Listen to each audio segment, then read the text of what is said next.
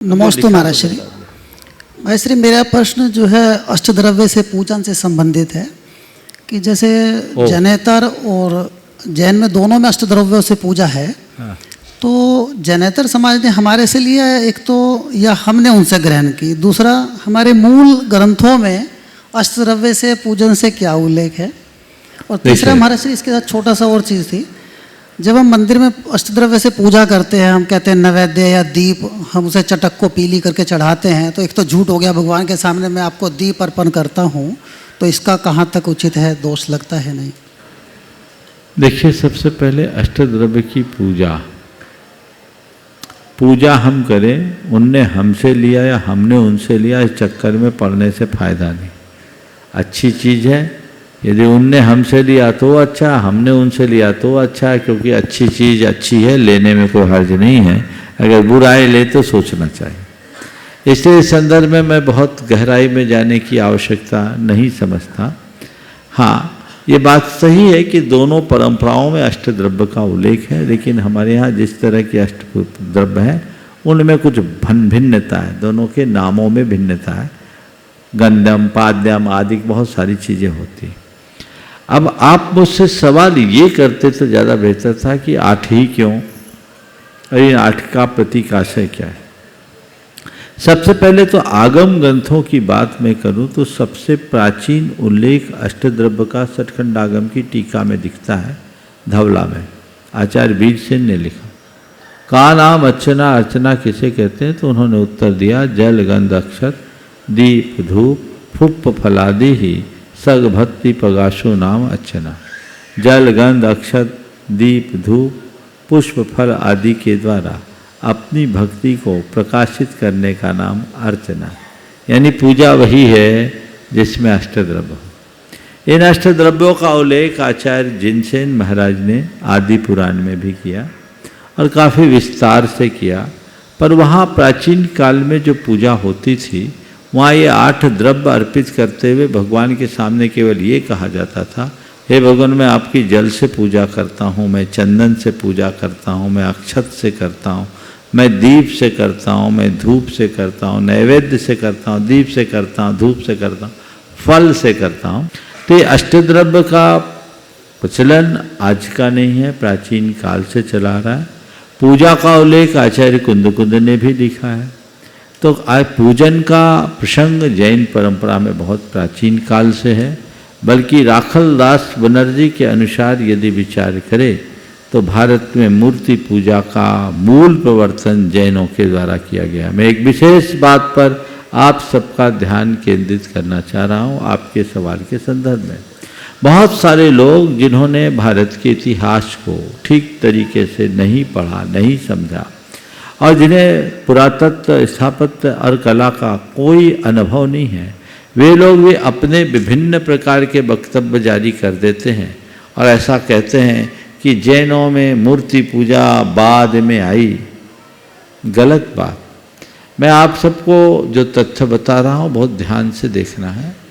Doctor राखल दास बनर्जी, उनकी पुस्तक है, एक शोध ग्रंथ है, जैन स्थापत्य और कला, भारतीय ज्ञानपीठ से प्रकाशित है, जिसका अंग्रेजी संस्करण है जैना आर्ट एंड आर्किटेक्चर। 3 खंडों में 3 वॉल्यूम है दोनों के। उसको मैंने बहुत पहले पढ़ा था। उसमें उन्होंने एक बात लिखी कि भारत में मूर्ति पूजा का मूल प्रवर्तन जैनों के द्वारा हुआ। वह डॉक्टर राखल दास बनर्जी जैन नहीं, वो बहुत बड़े पुरातत्व के विद्वान थे। और उसमें उन्होंने उसके 3 बड़े प्रबल प्रमाण दिए। सबसे पहला, हड़प्पा मोहनजोदड़ो के उत्खनन से प्राप्त अवशेष, जिसमें FGH फलक 449 जिसमें भगवान ऋषभदेव की कायुत्सर मुद्रा में स्थित एक मुद्रा अंकित है, उसका उन्होंने उल्लेख किया और कहा कि मोहनजोदड़ो की सभ्यता, सिंधु घाटी की सभ्यता में जैनों का बाहुल्य था, वो जैन सभ्यता थी और जैन लोग अपनी तीर्थंकरों की मूर्ति की पूजा करते थे। उसके साथ हड़प्पा से प्राप्त एक अवशेष जिसमें नग्न मानव धड़ है, दोनों हाथ नहीं है, दोनों पैर नहीं है, सिर नहीं है, बाकी पूरा धड़ है। वो हड़प्पा कालीन एक अवशेष है, भारत में मूर्ति का सबसे प्राचीनतम अवशेष।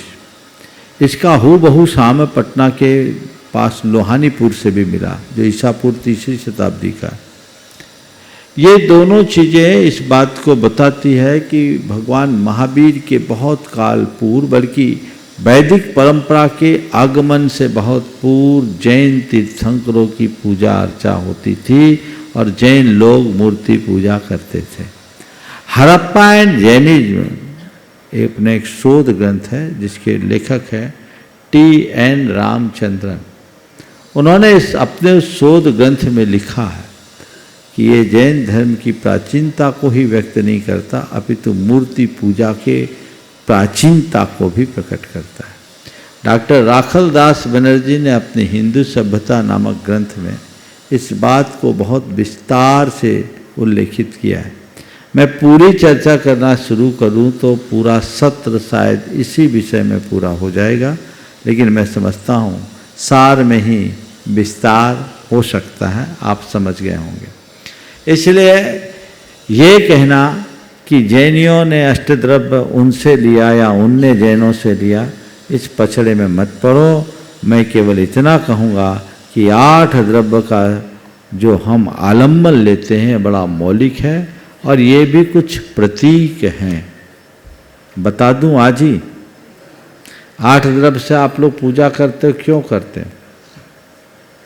जल, चंदन, पुष्प, अक्षत, जल, चंदन, अक्षत, पुष्प, नैवेद्य, दीप, धूप और फल। तब मुझे करने का अभ्यास नहीं है ना, अब आप लोग करते हैं और चलो हम अगर गड़बड़ करेंगे तो पता लगता है कि आप लोग सही कर रहे हैं कि नहीं। ये क्यों? ये बहुत गहरा आध्यात्मिक इसमें अर्थ है, इसे समझिए। जल क्या है? जल समर्पण का द्योतक।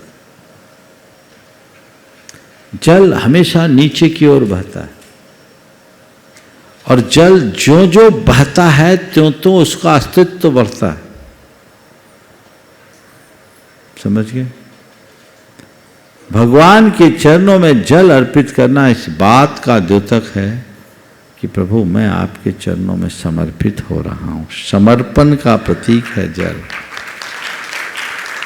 चंदन आप लोग चढ़ाते हो, कहते चंदन शीतलता का प्रतीक है। चंदन शीतल तो है ही, पर चंदन को माथे पे लगाया जाता है। चंदन श्रद्धा का प्रतीक है। पूजा करना है तो समर्पण के साथ श्रद्धा भी प्रकट होनी चाहिए। फिर है अक्षत। अक्षत क्या है? जिनके चरणों में हम अपनी भक्ति करने जा रहे हैं उनके चरणों में एक चित्त होना जरूरी है। अक्षत अखंड होता है, जिसमें कोई क्षति ना हो, वो अक्षत। और जो निरावरण हो वो अक्षत। तो अक्षत अपने इष्ट के साथ एक तान होने का द्योतक है अथवा भेद विज्ञान का प्रतीक है। इसके बाद आता है पुष्प। पुष्प प्रेम का प्रतीक है। किसी के प्रति प्रेम की अभिव्यक्ति के लिए पुष्प दिया जाता है। आजकल वैलेंटाइन डे में इसीलिए फूल महंगे हो जाते हैं। पुष्प गुच्छ या पुष्प दिया जाता है प्रेम प्रकट करने के लिए।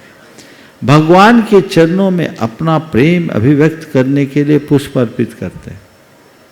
नैवेद्य जिनसे प्रेम है तो उनको कुछ अर्पित किया जाता है। हमारे यहाँ कहा जाता है रिक्त पानी न कर्तव्यम देवता गुरु दर्शनम। तो हम क्या ले जाएं? जो हम लेते हैं वही उनको दें। दीप ज्ञान का द्योतक है।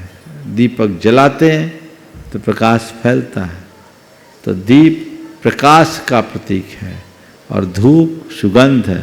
सुगंध सद्गुणों का प्रतीक है। जो जो हम आगे बढ़ रहे हैं, हमारे अंदर श्रद्धा, समर्पण, श्रद्धा, विवेक, भेद विज्ञान और प्रेम प्रकट हुआ तो ज्ञान भी हुआ, सद्गुण भी प्रकट हुए और उसके उपरांत हम फल प्राप्त करते हैं जो हमारे कार्य की संपन्नता का द्योतक होता है। और इन सब का मिला जुला रूप अर्घ होता है। अब आपका जो सवाल है, हम दीप को रंग करके कर रहे हैं। अक्षय नैवेद्य निवेदन एक परंपरा है, रीति है। किसी के प्रति प्रेम होता है तो खाली प्रेम नहीं होता, कुछ तो लेकर के जाए, भले सामने वाला ले या न ले, उसे निवेदन करके जो दिया जाए उसका नाम नैवेद्य है। तो अब रंगे हुए चावल और रंगे हुए चिटकों को हम अपुष्प और दीप कैसे माने? तो भैया हमारी पूरी पूजा कल्पनाओं की पूजा है। आप लोग बोलते कंचन थाल कनक घट नीर, है सोने की थाली तुम्हारे पास? और तुम्हारे भगवान जिनको तुम बिठाल रखे हो वो कैसे हैं? तुम्हारे भावों में है कि साक्षात है? तो जब हमारे भावों में भगवान है, हमारे भावों में पूजन की थाल है, तो पूजा के द्रव्य को भी भावों में संभाल लो, क्या बुराई है? इससे इसमें कोई हानि नहीं है, विवेक के साथ कार्य करना।